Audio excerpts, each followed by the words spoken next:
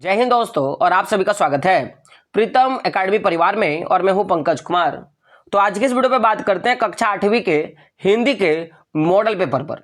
तो सबसे पहला प्रश्न है आपका। तो प्रश्न कैसा होता है कि आप देख सकते हो यहाँ पे गद्यांश है। तो पहले आपको गद्यांश को पढ़ना है। तो निम्नलिखित गद्यांश को पढ़कर उससे दिए गए प्रश्नों के सही विकल्प का आपको चयन करना है। तो यहाँ पे एक जो है आपका गद्यांश दिया हुआ, पहले उसको पढ़ने का काम करते हैं कि कार्निवाल के मैदान में बिजली जगमगा रही थी, हंसी और विनोद का कलांद गूंज रहा था। मैं खड़ा था उस छोटे फुब्बारे के पास जहां एक लड़का चुपचाप शराब पीने वाले को देख रहा था। उसके गले में फटे कुर्ते के ऊपर से एक मोटी सी सूत की रस्सी पड़ी थी और जेब में जो कुछ ताश के पत्ते थे। उसके मुंह पर गंभीर विषद के साथ धैर्य की रेखा थी। मैं उसकी ओर ना जाने क्यों आकर्षित हुआ। तो ये पूरा का पूरा आपका एक जो है गद्यांश है। तो देखो यहाँ पे प्रश्न आता है। प्रश्न क्या आ रहा है कि कार्निवाल के मैदान में क्या जगमगा रही थी। तो यहाँ पे हम लोगों ने पढ़ा था कि कार्निवाल के मैदान में जो था ना, क्या था, बिजली जगमगा रही थी। तो आपका यहाँ पे आंसर क्या होगा? Option number A. क्या हो जाएगा? ऑप्शन नंबर ए, बिजली।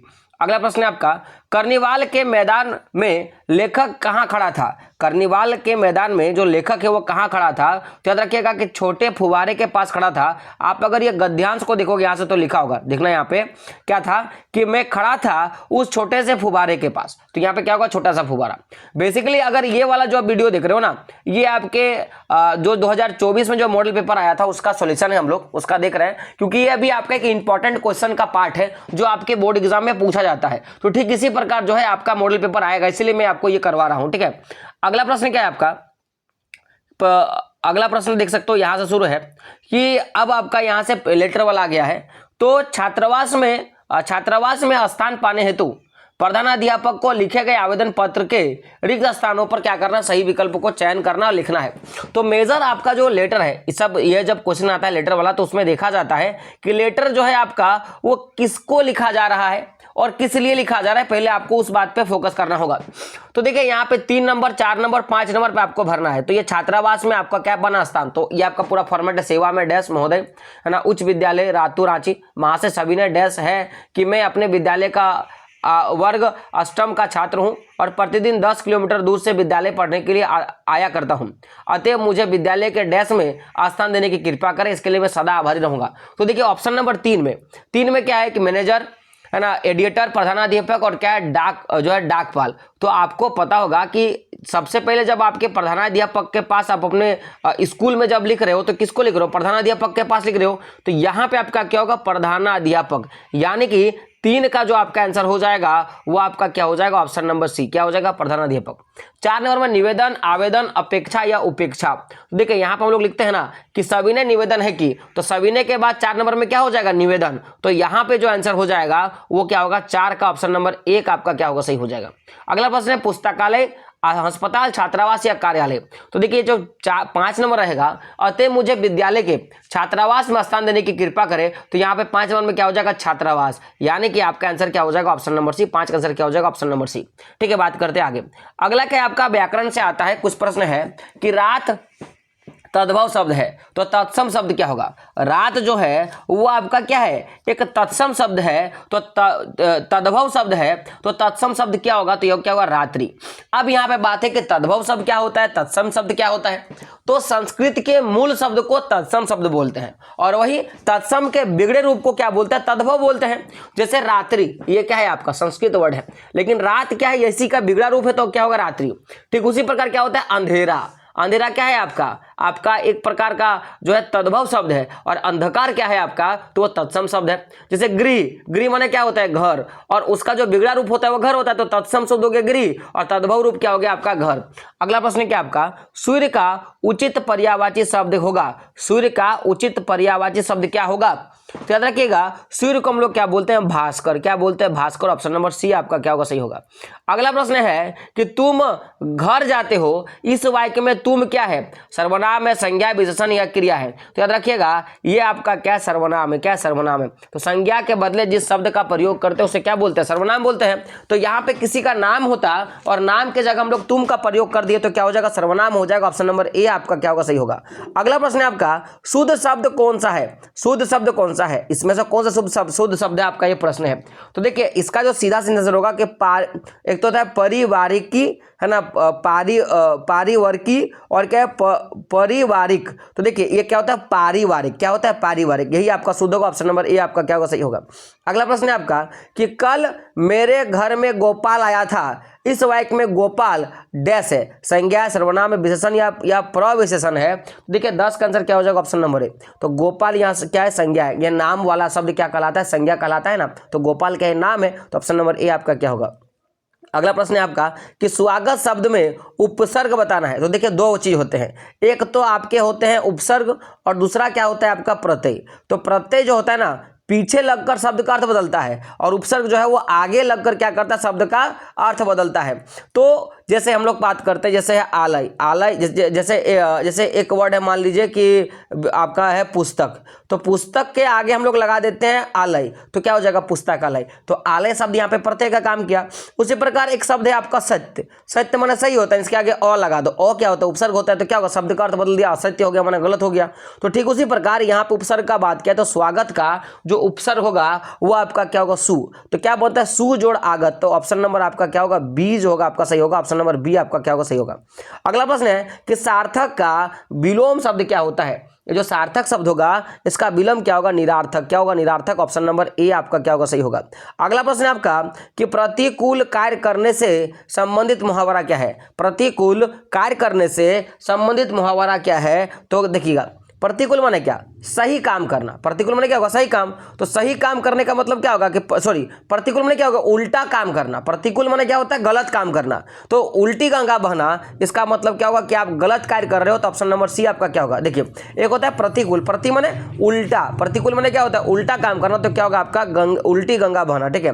अगला प्रश्न है आपका 14 नंबर का कि निराशा शब्द का संधि विच्छेद क्या होगा। निराशा शब्द का संधि विच्छेद क्या होगा, तो नी जोड़ आशा बराबर क्या होगा, निराशा। ऑप्शन नंबर आपका क्या होगा, डी जो होगा आपका सही होगा।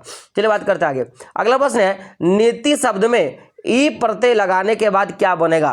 तो नीति में ई लगेंगे तो नैतिक बन जाएगा। क्या बन जाएगा आपका, नैतिक बन जाएगा। तो 15 का क्या होगा, ऑप्शन नंबर सी। क्या होगा 15, option number C. Option number C होगा इसका सही।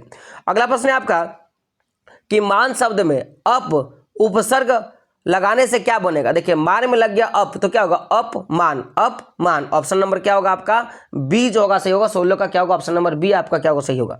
अगला प्रश्न है जय शब्द का विलोम क्या होता है। तो जय माने क्या होता है, कहीं पे विजय आपने प्राप्त किया तो आपने जय प्राप्त किया, तो जय का उल्टा क्या होगा, पराजय। ऑप्शन नंबर आपका क्या होगा, डी जो होगा आपका, बी जो होगा आपका सही होगा। अगला प्रश्न है कि अभिनेता शब्द का स्त्रीलिंग क्या होता है। अभिनेता शब्द का स्त्रीलिंग क्या होता है, तो याद रखिएगा अभिनेत्री। क्या हो जाएगा, अभिनेत्री। जैसे पंडित का पंडिताइन होता है, उसी तरह अभिनेता का क्या होगा, अभिनेत्री। ठीक है। अगला प्रश्न है कि कमल ने रोटी खाई, इसमें कारक का बात करना है, इसमें कौन सा कारक है। तो कमल ने रोटी खाई, तो देखिए ने चिन्ह, तो याद रखिएगा कर्ता ने कर्म को पढ़े है ना, तो इसमें ने चिन्ह लगा है और ने चिन्ह किसका होता है, तो ने चिन्ह जो होता है वो कर्ता का होता है। तो ऑप्शन नंबर ए आपका क्या होगा, सही होगा।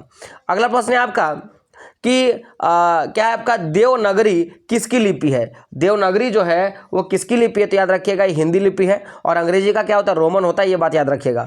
आप पाठ्य पुस्तक के कुछ प्रश्न है जो आपके बुक का प्रश्न है। तो प्रश्न क्या है पहला कि पुष्प की अभिलाषा शीर्षक कविता किसकी इच्छा व्यक्त करती है। पुष्प की अभिलाषा अगर आपने पढ़ा होगा तो किसकी इच्छा व्यक्त करती है, तो पुष्प की। किसका, पुष्प का। अभिलाषा का मतलब ये होता है इच्छा, और आगे लग गया पुष्प, तो पुष्प की इच्छा। ऑप्शन नंबर सी आपका क्या होगा, सही होगा। अगला प्रश्न है आपका छोटे जादूगर के लिए लेखक ने कितने टिकट खरीद कर दिए थे। तो छोटे जादूगर में लेखक ने कितने टिकट खरीद कर दिए थे, तो याद रखिएगा ऑप्शन नंबर क्या होगा, ए। क्या होगा, 12। टोटल 12 टिकट जो है खरीदे थे।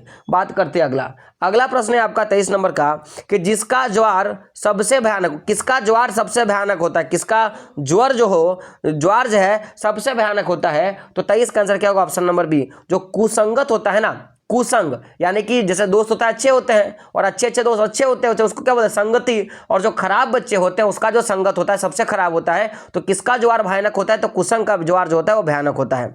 अगला प्रश्न है आपका कि पथ की पहचान शीर्षक कविता में कवि पथ की पहचान करने को क्यों कहता है, क्यों कहता है कि अपने पथ की पहचान करो, तो क्या होगा ऑप्शन नंबर ए, सफलता प्राप्त करना आसान हो जाता है। अगर आप अपने एम का, अपने पथ का, अपने लक्ष्य का अगर आपने जो है आप अगर पहचान लिए कि आपको क्या करना है, क्या बनना है, तो वो चीज पाना आसान हो जाता है। तो ऑप्शन नंबर ए आपका क्या होगा, सही होगा। अगला प्रश्न है आपका पथ की पहचान शीर्षक कविता के अनुसार पथ पर कितने राही रह गए थे, पथ पर कितने राही रह गए थे, चलने वाले कितने राही रह गए थे, तो अनगिनत, क्या होगा अनगिनत राही रह गए। तो ऑप्शन नंबर सी आपका क्या होगा, सही होगा। अगला प्रश्न है आपका बड़े भाई साहब पाठ में बड़े भाई ने छोटे भाई के सामने पढ़ाई का कैसा चित्र जो है खींचा है कि किस तरह से लोगों को पढ़ाई करना चाहिए। तो 26 का आंसर क्या होगा, ऑप्शन नंबर डी, क्या होगा भयानक, क्या होगा भयानक चित्र खींचा था। ऑप्शन नंबर क्या होगा, डी जो होगा आपका सही हो जाएगा। बात करते आगे। अगला प्रश्न है आपका अशोक का शास्त्र त्याग, अशोक का शास्त्र त्याग एकांकी में किस प्रसिद्ध ऐतिहासिक घटना का उल्लेख है। जो एक चैप्टर है आपका अशोक का शस्त्र त्याग एकांकी में किस प्रसिद्ध ऐतिहासिक घटना का उल्लेख है, तो कलिंग की लड़ाई, मगध की लड़ाई, 1857 की क्रांति और हल्दी घाटी की लड़ाई। तो 27 का आंसर क्या होगा, ऑप्शन नंबर है, क्या हो जाएगा कलिंग की लड़ाई। तो अशोक ने अपना शस्त्र यानी कि अपने तलवार को जो है कलिंग के युद्ध में रख दिया था। इतना ज्यादा जो है नरसंहार हुआ था, इतने ज्यादा लोगों को मारा गया था कि जमीन जो है ना लाल हो गया था, सोच के देख लो। तो वही देखकर जो है अशोक का मन विचलित हो गया और उसने क्या कहता शस्त्र को जो है त्याग दिया था। अगला प्रश्न है आपका कि डायन एक अंधविश्वास कविता में बुढ़िया गांव के किस दिशा में रहती है, बुढ़िया जो है वो गांव के किस दिशा में रहती है, तो पश्चिम, उत्तर, पूरब या दक्षिण। तो याद रखिएगा पूरब दिशा में रहती है। ऑप्शन नंबर सी आपका क्या होगा, सही होगा। अगला प्रश्न है कि किस किताब में डायन शब्द का उल्लेख नहीं है, तो बच्चों की किताब में, कानून की किताब में, कहानी की किताब में कि निबंध की किताब में। तो 29 का क्या होगा, ऑप्शन नंबर बी, कानून की किताब में डायन नहीं। आप किसी को डायन बोलोगे तो आपके नाम पर केस हो जाएगा, आपको जेल हो जाएगा, ये भी बात याद रखिएगा। अगला प्रश्न है अमरूद के पेड़ शीर्षक कहानी के अनुसार लोगों ने किसके प्रति उदासीनता बरती है, किसके प्रति उदासीनता बरती है, तो अमरूद के पेड़ के प्रति। किसका, अमरूद के पेड़ के प्रति। ऑप्शन नंबर ए आपका क्या होगा, सही होगा। अगला प्रश्न है आपका अमरूद में आए 3-4 सफेद फलों के बारे में सर्वप्रथम किसने बताया था कि अमरूद के पेड़ में 3-4 जो है आपके फल आए हैं, इसके बारे में किसने बताया था, तो याद रखिएगा मिद्दू ने। किसने कहा था, मिद्दू ने कहा था। तो ऑप्शन नंबर सी आपका क्या होगा, सही होगा। अगला प्रश्न है पाठ का नाम है निराश, क्या निराश होया जाए, तो क्या निराश होया जाए। पाठ के अनुसार भारतवर्ष सदा कानून को किस रूप से देखता है, धर्म के रूप में, सलाह के रूप में, सुझाव के देखते रूप में या के परामर्श के रूप में। तो 32 का आंसर क्या होगा, ऑप्शन नंबर ए, सीधा धर्म के रूप में। आप हमारे यहाँ कानून का मतलब क्या होता है, धर्म होता है। ऑप्शन नंबर ए आपका क्या होगा, सही होगा। अगला प्रश्न है कि कंडक्टर लेखक के बच्चे के लिए क्या लेकर आया। ये जो कंडक्टर, बस का जो कंडक्टर था वो बच्चा के लिए क्या लेकर आया, पानी और थोड़ा दूध, मिठाई, चॉकलेट या आइसक्रीम। तो 33 का आंसर क्या होगा, ऑप्शन नंबर ए, क्या होगा पानी और थोड़ा दूध लेकर आया। ऑप्शन नंबर ए आपका क्या होगा, सही होगा। अगला प्रश्न है आपका कि राम का भरत को संदेश पाठ किस महाकाव्य का अंग है। एक पाठ है आपका राम का भरत को संदेश, वो किस महाकाव्य का आपका भाग है, तो याद रखिएगा ये आपका रामचरितमानस। किसका, रामचरितमानस के बारे है। तो ऑप्शन नंबर बी आपका क्या होगा, सही होगा। अगला प्रश्न है तुलसीदास के अनुसार मुखिया को कैसा होना चाहिए। तुलसीदास के अनुसार मुखिया को कैसा होना चाहिए, तो मुख के समान, क्या होगा, मुख के समान मुखिया होता है। तो ऑप्शन नंबर ए आपका क्या होगा, सही होगा।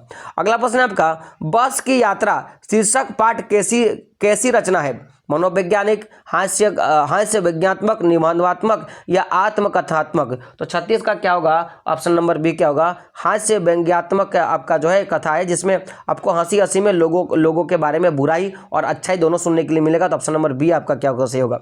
बस में कितने मित्र सवार थे, बस में कितने मित्र सवार थे, तो बस में 5 मित्र सवार थे। ऑप्शन नंबर डी आपका क्या होगा, सही होगा। अगला प्रश्न है कि झारखंड के 2 सपूत पाठ के अनुसार जयपाल सिंह को किस खेल से गहरा लगाव था। जो जयपाल सिंह है इसका किस खेल से ज्यादा लगाव था, तो ऑप्शन नंबर ए क्या होगा, हॉकी। किसके में था, हॉकी में। अगला प्रश्न है, छोटा नागपुर स्वर्ग का एक टुकड़ा है, यह किस पाठ का हिस्सा है? ऐसा किसने कहा था कि छोटा नागपुर जो है एक स्वर्ग का हिस्सा है? तो याद रखिएगा हुंड्रो का जलप्रपात, ये जो आपका पाठ है इसमें ही कहा गया कि छोटा नागपुर जो है एक स्वर्ग का हिस्सा है। अगला प्रश्न है कि हुंड्रो जलप्रपात का संबंध किस नदी से है? हुंड्रो जलप्रपात का संबंध किस नदी से है? तो याद रखिएगा स्वर्ण रेखा नदी से संबंधित। ऑप्शन नंबर डी आपका क्या होगा? सही होगा। अगला प्रश्न है आपका कि बूढ़ी पृथ्वी का दुख कविता के कवि कौन है? बूढ़ी पृथ्वी के कविता का जो है उसके लेखक कौन है? तो याद रखिएगा उसका लेखक है निर्मल पुतुल। क्या है? निर्मल पुतुल। तो ऑप्शन नंबर ए आपका क्या होगा? सही होगा। अगला प्रश्न है गुरु शीर्ष नामक स्मरण में लेखक ने किसका स्मरण किया था? गुरु शीर्ष नामक स्मरण में जो है लेखक ने किसका स्मरण किया था? तो 42 का आंसर क्या होगा? ऑप्शन नंबर बी आचार्य Hazari Prasad Dwivedi ji. Option number B आपका क्या होगा? सही होगा। अगला प्रश्न क्या है आपका? गुरु शीर्ष नामक पाठ में लेखक को किस शहर की याद सता रही थी? किस शहर की याद सता रही थी? तो याद रखिएगा कानपुर। किसका? कानपुर। ऑप्शन नंबर सी आपका क्या होगा? सही होगा। अगला प्रश्न है आपका अपराजिता शीर्षक पाठ के रचनाकार निम्नलिखित में से कौन है? ये जो अपराजिता एक पाठ है इसके जो है आपका रचनाकार कौन है, ये आपका प्रश्न है। तो आंसर क्या होगा? ऑप्शन नंबर बी क्या होगा? शिवानी। कौन है? शिवानी। आगे बात करते हैं। अगला प्रश्न है आपका कि डॉक्टर चंद्रा के एल्बम के अंतिम पृष्ठ पर किसकी तस्वीर थी? ये जो एल्बम होता है ना उसमें किसकी तस्वीर थी, ये आपका प्रश्न है। तो याद रखिएगा ऑप्शन नंबर ए माँ का। किसका? माँ का तस्वीर था। ऑप्शन नंबर ए आपका क्या होगा? सही होगा। अगला प्रश्न है आपका कि डॉक्टर चंद्रा ने किसके सफल जीवन की कहानी पढ़ी है? किसके सफल जीवन की कहानी पढ़ी है? तो ऑप्शन नंबर बी होगा डॉक्टर वर्गीज का। डॉक्टर वर्गीज का। ठीक है। अगला प्रश्न है आपका, प्रश्न क्या है कि पन्ना पन्ना बोलता है पाठ के अनुसार शुभांगी के घर में खुशी का माहौल कैसे छाया था? कैसे छाया था, है ना? सॉरी, क्या है कि कब छाया था? जो शुभांगी है ना उसके घर में जो खुशी का माहौल था वो कब छाया था? ऑप्शन क्या है कि सुबह से, शाम से, दोपहर से या रात से। तो देखिए आपका 47 का आंसर क्या होगा? ऑप्शन नंबर ए क्या होगा? सुबह से। तो सुबह से जो है ना उसके घर में खुशहाली छाया था। अगला प्रश्न है कि शुभांगी की बुआ क्या बन गई थी? शुभांगी की जो बुआ है वो क्या बन गई थी? तो ये IAS बन गई थी। ऑप्शन नंबर डी आपका क्या होगा? सही होगा। अगला प्रश्न है कि व्याकरण के प्राचीन ग्रंथ में किसे धर्म स्वभाव कहा गया है? तो किसे धर्म स्वभाव कहा गया? तो याद रखिएगा तालाब को। किसे? तालाब को कहा गया। ऑप्शन नंबर सी आपका क्या होगा? सही होगा। अंतिम प्रश्न क्या है आपका कि तालाब बांधता धर्म स्वभाव पाठ के अनुसार अब अमावस और पूनों को किसान खेतों में नहीं करते हैं। क्या नहीं करते हैं? तो याद रखिएगा उस दिन काम नहीं करते हैं। तो जिस दिन कोई पूनो होता है या अमावस का दिन होता है उस दिन जो है किसान खेतों में काम नहीं करते हैं। तो कुल मिला के 50 प्रश्न थे जो आपके बोर्ड एग्जाम के लिए इंपॉर्टेंट है। इसको कर लीजिए। बारी बारी से जितने भी मॉडल पेपर आए हुए हैं या जितने मॉडल पेपर आएंगे वो मैं करवा दूंगा ताकि आपके बोर्ड एग्जाम में यही सब प्रश्न आएगा और आप तैयारी अच्छे ढंग से कर पाओगे। तो मिलते हैं दोस्तों अगले वीडियो में। तब तक के लिए जय हिंद, जय भारत और आपका दिन शुभ हो।